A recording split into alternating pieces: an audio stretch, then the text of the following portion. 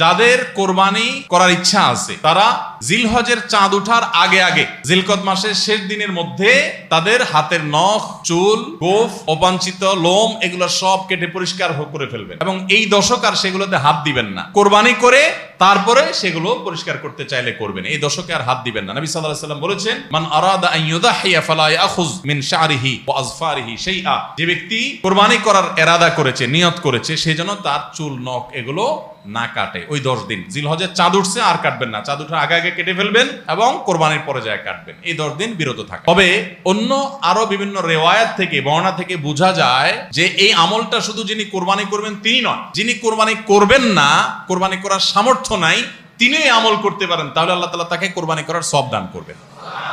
এমনকি কোন কোন সালাফ, কোন কোন সাহাবী থেকে আমলও বর্ণিত আছে যে বাসার বাচ্চা কাচ্চা যারা আছে তাদেরকেও এই দশকে চুল, নখ ইত্যাদি কাটতে নিষেধ করেছেন। তাহলে চুল, নখ ইত্যাদি কাটা থেকে বিরত থাকা এই 10 দিন, আগে কাটা এবং পরে কাটা, এই 10 দিন না কাটাকাটি না করা, এটা একটা মুস্তাহাব আমল। এবং প্রায় সব ফুকাহায়ে কেরাম এই ব্যাপারে একমত হয়েছেন। মাওসুআ কুওয়েতিয়া, মাওসুআ ফিকহিয়া কুওয়েতিয়ার মধ্যে লেখা হয়েছে যে ইত্তাফাকাল ফুকাহা, সব ফকিহগণ প্রায় একমত যে এই দশকে যিনি কোরবানি করবেন তিনি তো বটেই, কোরবানি যিনি করবেন না তাদের তরফ থেকেও চুল, নখ এগুলা কাটা থেকে বিরত থাকা মুস্তাহাব। তাহলে 6 নম্বর আমল গেল চুল, নখ ইত্যাদি দশক না কেটে থাকা।